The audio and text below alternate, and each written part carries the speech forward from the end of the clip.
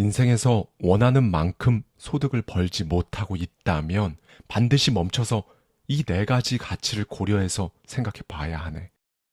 네, 오늘 대저택 서재에서는요. 몇 번을 읽어도 읽으면 읽을수록 새롭게 다가오는 저의 인생책이죠. 존 소포릭의 부자의 언어에 담겨있는 인사이트를 가져와서요. 여러분들과 함께 생각해보고자 하는데요. 여러분, 이 책 제가 진짜 재밌다고 생각이 드는 게요. 별 생각 없이 읽으면 안 읽혀요. 뭐 이건 대부분의 책들이 그럴 수 있으니까 그렇다고 해도요. 그럼 생각이 깊은 사람은 잘 읽히냐? 그렇지도 않습니다. 생각이 뭐 아무리 많고 깊어도요. 근본적으로 부에 대한 열망, 이게 없으면 또 잘 안 들어올 겁니다. 대신 이 부분에 대해 답을 좀 찾고 싶은 분들이라면 읽으면 읽을수록 내가 도대체 부자, 자산가, 결국 이 돈이라는 것에 대해 어떻게 생각하며 살아야 하는지, 더 나아가서 내 자녀에게 어떤 말을 해줘야 내 자녀가 돈 걱정하면서 사는 삶 말고 정말 풍족하게 살 수 있는 건지 깨닫게 됩니다. 그래서 특히나 오늘은 자녀가 있으신 분들이라면요. 여러분 스스로가, 그리고 여러분의 자녀가 돈에게 고통받지 않기 위해서는 도대체 어떻게 생각하며 살아야 하는지, 이 포인트를 완전히 해결해 드리도록 하겠습니다. 이 책의 저자이자 책을 풀어가는 인물이죠. 바로 정원사의 시점으로 시작해 볼게요. 이 나이가 되어 돌이켜 보니 인생에서 가장 중요한 것은 삶을 대하는 정신적 태도다. 한 사람의 인생을 책에 비유하면 매 쪽에 담겨 있는 용기 있는 결정에 따라 그 사람의 인생도 달라진다. 이 구절은 부를 향한 복잡한 여정을 되새겨 보기에 좋았다. 정원사에게 경제적 안정을 안겨준 것이 무엇인지는 어느 한 가지를 콕 집어 말할 수 없었다. 인생 역시 그런 식으로 돌아갔다. 정원사는 젊은 시절을 떠올렸다. 친구들은 그에게 미쳤다고 말하기 일쑤였다. 실제로 그의 삶에서 일과 생활의 균형이라는 건 찾아볼 수 없었으며, 친구들은 늘 그에게 천천히 가라, 마음 편히 여가라도 누려라 라며 정원사의 귀에는 들리지 않는 쓸데없는 재촉을 했다. 친구들은 늘 그에게 말했다. 인생에는 돈보다 중요한 게 많아. 왜 그렇게 일에 매달려? 정원사는 말했다. 진정으로 돈보다 중요한 게 훨씬 많지. 하지만 돈 문제를 극복해야 다른 중요한 것들에 집중할 수 있는 것도 사실이잖아. 돈과 시간이 없으면 자기 인생을 뜻대로 살아갈 수 없게 돼. 실제로 그는 친구들보다 나아지려는 것도, 높은 수입을 올리고 부유한 생활을 하며 떵떵거리고 싶은 것도 아니었다.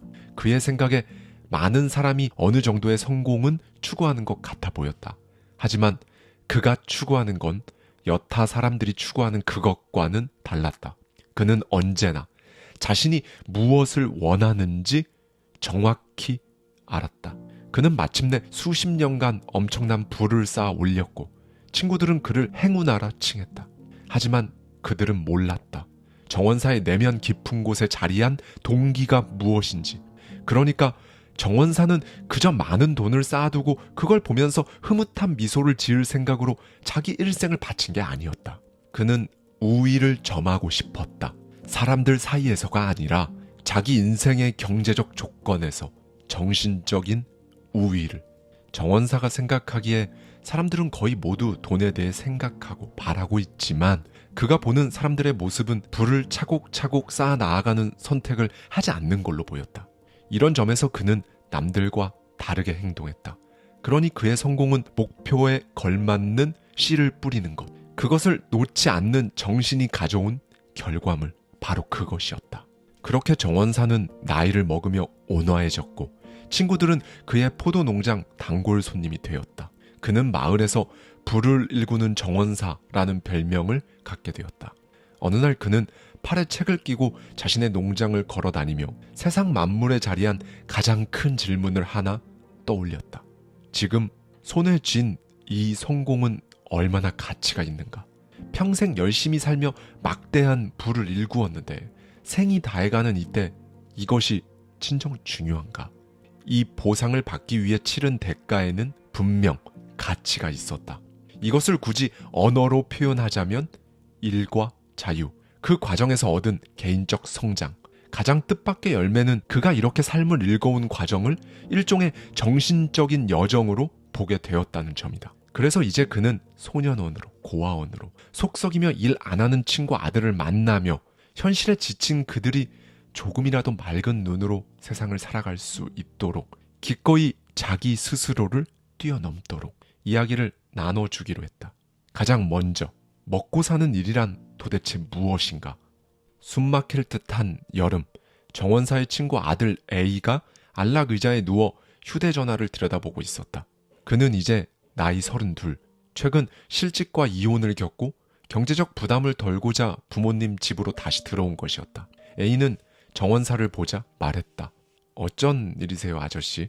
오늘은 평소보다 더 지저분하고 땀투성이시네요. 이런 걸 고된 노동이라고 하지. 정원사가 재치 있게 응수했다. 저는 새 일자리를 찾고 있어요. 솔직히 말하면 예전에 하던 일 말고 다른 걸 하기가 어렵네요. 이력서를 보내고는 있는데 대부분 고용을 안 해요. 몇 년이나 최저임금을 받으며 고되고 지루한 일을 했는데 완전히 다른 일을 선택해서 또다시 밑바닥부터 시작하고 싶지도 않고요. 정원사는 의문이 들었다. 자네 생각에 고되고 지루한 일이 무엇이길래? A는 곧바로 답했다. 기본적으로 관리자들이 하고 싶어하지 않는 일들이죠. 단조롭고 거친 일이나 아무도 원하지 않는 그런 것들이요. 정원사가 고개를 끄덕였다. 정원에 씨를 뿌리는 일과 비슷하겠군. 슬픈 사실은요, 제가 여기 있는 동안 이 정원 일이 제 몫이 되었다는 거예요. 그런데 전 진짜 도무지 이 정원을 가꾸는 기쁨? 그걸 이해 못하겠어요.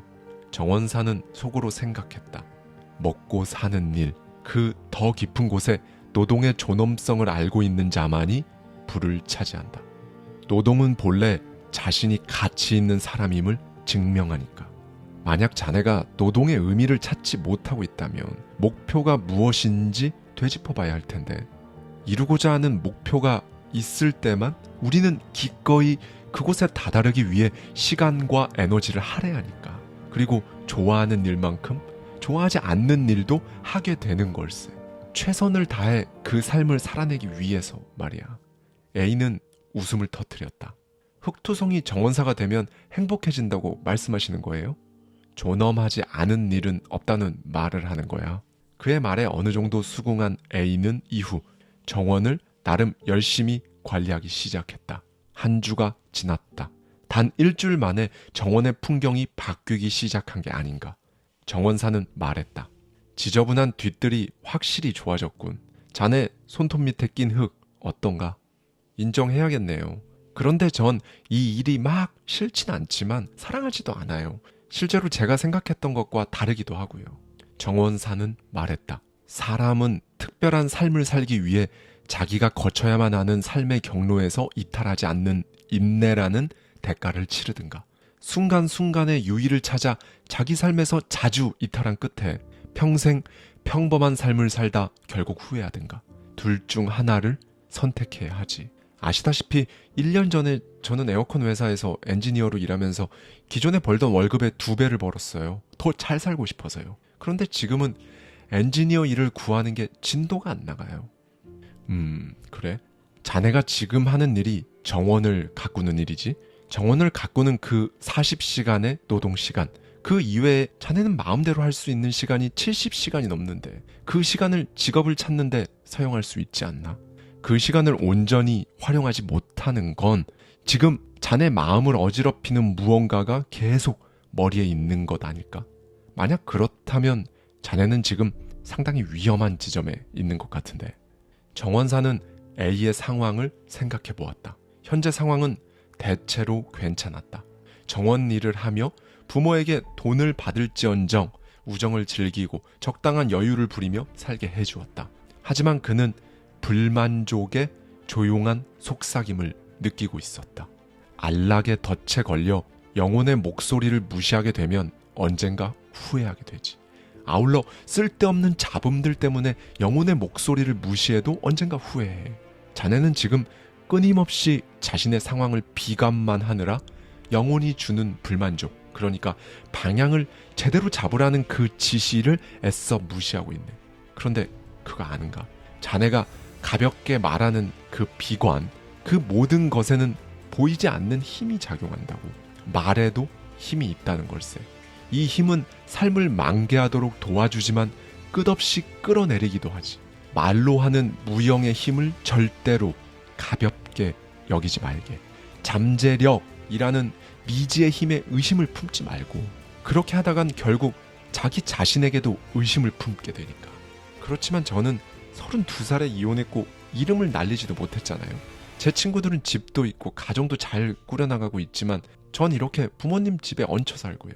심지어 더는 직업적으로 성공한다는 확신도 없습니다. 어릴 땐 이 나이쯤이면 꽤 성공했을 거라고 생각했는데 말이죠. 하지만 자넨 아직 올라가는 중이지 않은가? 글쎄요. 8년 후면 제 인생의 절반이 지나는걸요. 부를 이루는 데엔 계절이 있다는 걸 알고 있나? 계절이란 건 특정한 활동이 나타나는 기간을 의미하잖아. 0세부터 30세까지는 경제적 안정기로 인생의 1막이라 부르지. 이 1막에서는 살아남는 걸 배우는 일들로 이루어진다네. 이 시기에 우리가 지닌 돈에 대한 관점은 주로 가족으로부터 배운 것이지. 학교를 다니고 직장 생활을 하고 시간을 돈과 맞바꾸기 시작한다네. 그렇게 지출이 무섭다는 것을 알게 되고 경제적 안정성을 하락시킨다는 것도 배우고 은행, 신용, 비용에 대해 배우지. 그럼에도 아직 시간이 많은 것처럼 느껴지고 미래가 밝지. 가장 긍정적인 기간, 바로 봄이라네. 하지만 30이 되어가면서 경제적 상황은 더욱 만만찮은 것이 되지. 마침내 삶의 조건이 경제적 상황에 따라 달라진다는 걸 깨달으면서 2막으로 넘어가는 거야. 인생 2막, 30세부터 60세로 경제적 축적기라 부르네. 2막은 돈을 모으는 것으로 이루어져. 이때 우리는 청춘의 이상주의에서 벗어나 비로소 돈이 중요하다는 사실을 깨닫지. 안정적인 인생을 바라고 적어도 경제적 부분에 대해 걱정하지 않을 수준의 돈을 벌길 바라게 되지. 경제적 주기로 여름을 의미해. 여름은 어른으로 더 성숙해가는 계절, 가장 활발한 계절이기도 하지. 이때 사람은 경제적 목표를 세워야 해. 그 목표를 어떻게 얻어낼지는 모르지만 그래야 돈을 모을 수가 있어. 돈벌이에 대한 잠재력이 최고조에 달한 시기. 그만큼 많은 비용도 발생하지. 이때 가족을 꾸리고 부양의 의무를 지니까 말이야. 자, 여기서 이 시기에 계산해야 할 건 얼마나 버느냐가 아니라 얼마나 모으고 불리느냐. 이게 관건이야. 경제적 주기로 치면 32이란 나이는 그때까지 살아남기 위해 애쓰던 계절을 지나서 돈이 모이는 계절로 진입하는 때야. 난 진심으로 자네 인생이 한심하다고 생각하지 않아. 그저 가야 할 방향에 초점을 맞추면 돼. 자넨 지금 부의 계절 중 여름을 맞은 거야. 여기서 만약 영혼이 이끄는 곳이 어딘지 생각하는 대신, 내가 지금 어디에 서 있는지 생각하는 대신 남들처럼 시끄러운 잡음에 휘둘려서 자기 삶에서 이탈하기 시작하면 다시 돌아오는데 꽤 많은 시간이 걸린다네. 왜냐고? 지금은 여름이니까. 씨앗을 다시 뿌리는 봄이 아니지 않은가. 그러니 정신을 차리게. 자기 삶에서 이탈하지 마. 그런 나를 더 늘리지 말게. 눈에 보이는 보상이 없어도 자기 삶을 꼭 붙잡고 살다 보면 마침내 이 나를 맞이하지. 인생 제3막 60세부터 90세로 경제적 독립기라는 게 찾아온다네. 이 시기는 가을의 수확인 거야. 그동안 모아둔 돈으로 더 불리기도 하고 안정적인 은퇴 생활을 하겠지. 이 가을의 생활 방식은 그동안 모아둔 부의 양에 기반하네. 만약 모으지 못했다면 계속 돈벌이를 해야겠지. 그러니 서두르지 말게. 자연의 비밀은 인내라고 하지 않나. 성급하게 굴지 않으면 모든 것이 완성되네. 자기 삶을 붙잡는 인내심이란 걸 잘 키워낼수록 자연 만물은 곧장 거침없이 자라지. 큰 나무도 결국 작은 나무가 서서히 자란 것처럼 경제적인 생애 주기는 계절들에 맞추어 일정한 패턴을 가지고 펼쳐지니까. A는 왠지 모르게 눈물이 났다. 다른 그 어떤 말보다도 지금 인생 1, 2, 3막에 대한 이야기를 그 순리에 맞게 부를 이룬 정원사가 말해주니 마음으로 와 닿은 것이다. 아저씨, 그럼 지금 제가 뭘 해야 할까요? 중요한 건 무엇을 하는가가 아니라 정신의 태도를 다시 가다듬는 일일세. 일단 방향을 잡아야겠지. 정원사는 늘 지니고 다니는 수첩에 4개의 가치에 관한 질문을 써내려갔다. 내가 하는 일이 세상에 필요한 일인가? 어떻게 하면 내 일을 더 잘할 수 있을까? 나는 대체하기 어려운 사람인가? 내가 하는 일이 얼마나 많은 사람에게 도움을 주는가? 인생에서 원하는 만큼 소득을 벌지 못하고 있다면 반드시 멈춰서 이 4가지 가치를 고려해서 생각해 봐야 하네. 세상의 관점에서 세상에 언제 얼마나 기여했느냐, 이걸 정확히 반영하는 것이 바로 소득이니까. 가장 먼저 수요가 있는 일을 하게, 그리고 거기서 희소성을 제공하는 거야. 대체하기 어려운 일을 찾아서 하는 거지. 그 다음, 그게 얼마나 많은 사람에게 도움을 주는지 생각하게. A는 막막했다. 진짜로 그렇게 해야 하나? 그런 힘든 고민의 시간을 거쳐야 하나? 그냥 기존대로 살면 안 되나? 그 무엇보다도 중요한 건 이렇게 살아가는 게 나에게 왜 중요한지 그걸 알아야 해. 성공이란 건 단지 해야 할 일을 제때 제대로 된 방식으로 하는 것에 대한 결과물인 거야. 그리고 중요한 건 목적, 수입을 왜 증가시키고 싶은지, 지금 내가 왜 더 많은 수입을 내려고 애써야 하는지, 왜 속편하게 돈 쓰고 사는 걸 멈춰야 하고 대신에 모으고 불려야 하는지, 왜 그런 삶을 선택해야 하는지 스스로 납득이 되어야 해. 이걸 목적이라고 하지. 또 다시 머릿속이 복잡해진 A를 보며 정원사는 말했다. 사람은 육체, 정신, 양쪽 모두의 관성이 있네. 움직이는 육체는 움직이는 상태로 있으려 하고 쉬고 있는 육체는 수많은 핑계를 생각해내지. 할 수 없다는 정신은 할 수 없다는 말만 되풀이하고 할 수 있다는 정신은 또 어떻게든 해내는 정신을 만들어내.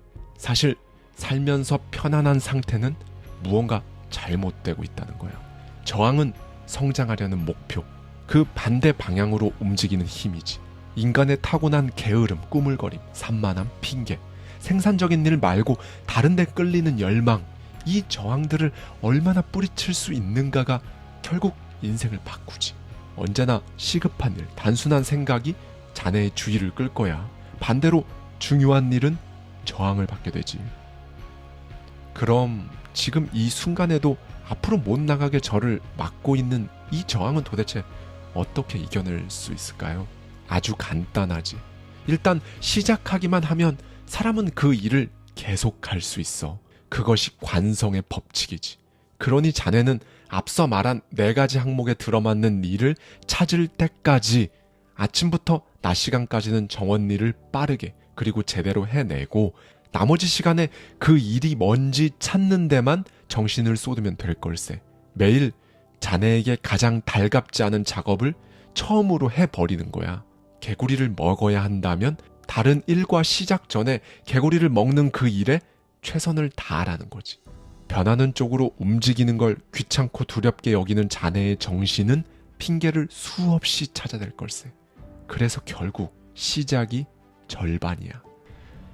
그렇지만 그렇게 매일매일을 보내면 너무 피곤하지 않을까요? 매일 운동을 해보게. 사람은 항상 육체라는 가장 중요한 이 도구를 날카롭게 다듬어야 하거든. 그걸 실제로 해보면 굳이 노력하지 않아도 자연스럽게 잘 먹고 잘 자게 될 거야. 매일 자네가 하는 일들이 실제로 더 잘 되게 운동이 도와주는 거지. 그렇게 한 노력은 언제나 피어오르는 걱정을 자신감으로 바꾸고 피로를 활기로 바꿔줄 거야. 그리고 이걸 꼭 기억해야 해. 아마 자네가 노력을 기울이고도 꽤 오랫동안은 자네를 둘러싼 세상은 변하는 게 하나도 없어 보일 거야. 여기서 바뀌어야 하는 건 자네 자신뿐일세. 나도 내 몸을 돌봐야 한다고 마음먹은 날부터 모든 게 달라졌거든. 그러니 운동을 하면서 자네가 할 그 일을 해내게. 정신적 에너지, 활기를 되찾을 수 있을 거야. 몸이 지친 상태에서 사람은 항상 자기 생각을 신뢰하지를 못하게 돼. 그러니 자네는 자신이 가고자 하는 길을 신뢰하기 위해서라도 육체를 다듬게. 성공의 첫 번째 비밀은 자기 신뢰. 이 신뢰를 만드는 건 자신이 가능하다고 생각하는 작은 일부터 해내는 것. 바로 몸을 돌보는 거야. 그러니 지금 자네가 자존감이 낮은 건 지금 자존감이 낮은 상태일 뿐인 거야. 자기 의심은 정원의 잡초와 똑같아. 그걸 관리하면 되는 거거든. 나를 돌보는 것도 다른 기술 배우는 것과 똑같이 그저 습득하고 연습하고 숙달시키면 마침내 삶의 모든 것이 더 나아질 거야. 그러니 자네가 정복해야 하는 건 인생도 산도 아니야. 오로지 자기 자신일 뿐. 그렇게 또 다시 오늘의 태양이 밝아왔다.